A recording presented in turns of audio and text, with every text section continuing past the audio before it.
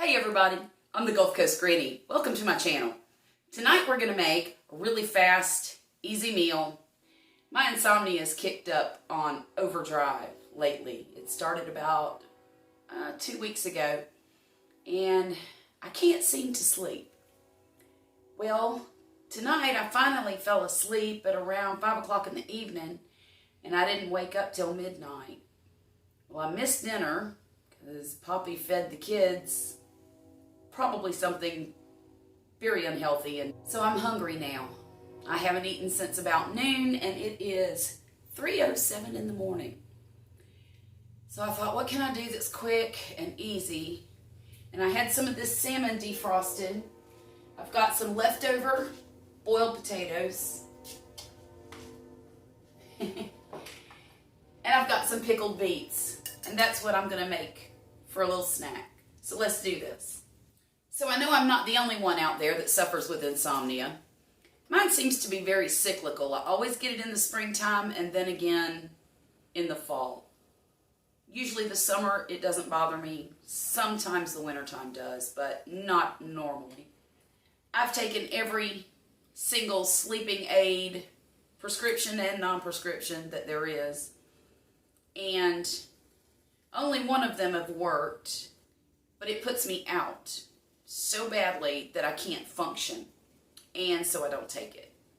So I just stay up and I deal with the swings, and eventually they go away.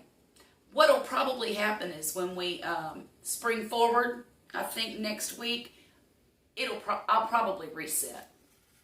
I've already sliced up my salmon, and always make sure that you go over your skin back here because there's always scales left on it. And what I do is I take a spoon and go against the grain of the scales, okay? But while that skillet's heating up, I'm going to put a little salt and pepper and some garlic powder on these salmon fillets. I think I'm just going to eat the little one and save the bigger one for Poppy to take to lunch today. Now this is already starting to sizzle, so I'm just going to throw those leftover potatoes in that hot oil. It's maybe a teaspoon of olive oil and a little bit of butter. I'm not going to add any salt because they were salty enough when I had them the first time around. I'm going to put a little olive oil in here, not much.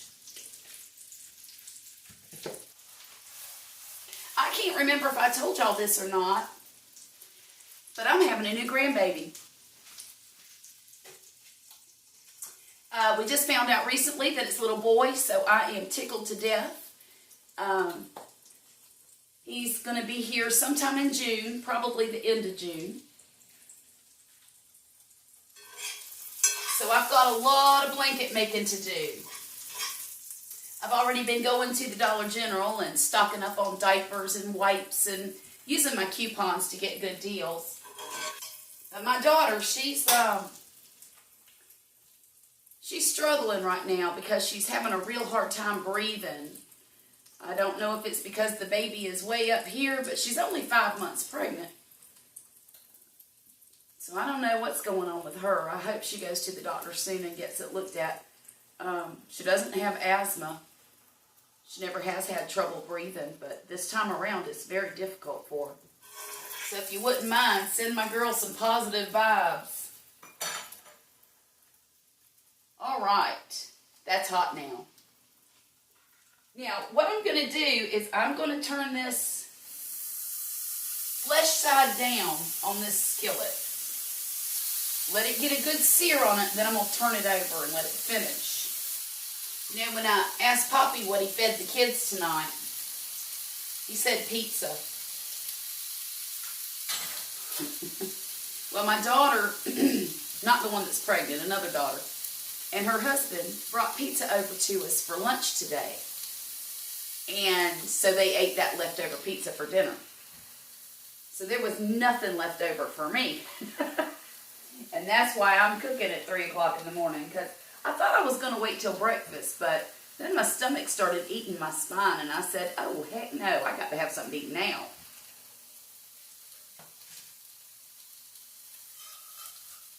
Now watch this. Booyah! Now look how pretty that is. I'm going to lift it up and show you guys. Look at that. Isn't that gorgeous? And now what I'm going to do, I'm going to turn my heat down pretty low. And I'm going to put a lid on this. I'm also going to put just a little bit of water in the bottom to kind of poach it. I wish I had a bottle of wine. I'd use wine. I've got red, but I don't have any white, and I'd prefer to use white with the salmon. This is butter with dill in it that I've already mixed up ahead of time. I think I used about a 1/4 cup of butter and maybe a teaspoon or 2 of dill. I'm going to throw it in here with these potatoes, just a little bit of it. Just a little. Because I'm going to put the rest on the salmon. There we go. Now, I'm going to squeeze just a little bit of lemon over the top of this salmon. It's a 1/2 lemon, maybe even less than a 1/2. Potatoes are almost browned. Now what I like to do with potatoes, especially when they've been cooked in oil, is put a paper towel in a bowl or a plate and let them drain. I don't really want all that oil left on the potatoes.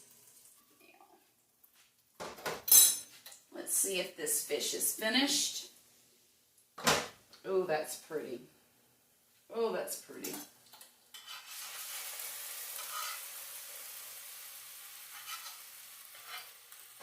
Now I'm going to let the water cook off just a bit. I don't even know if it will.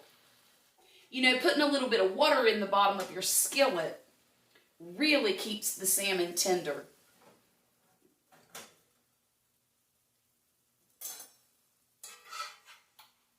I love it poached like this. Now,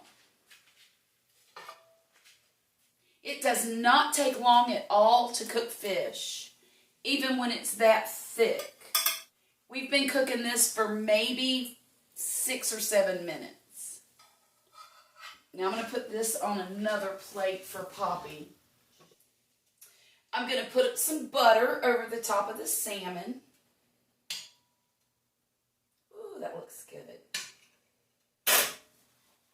I'm going to put my potatoes on my plate.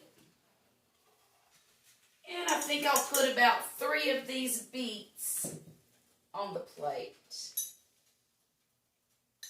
I just love pickled beets. I always have.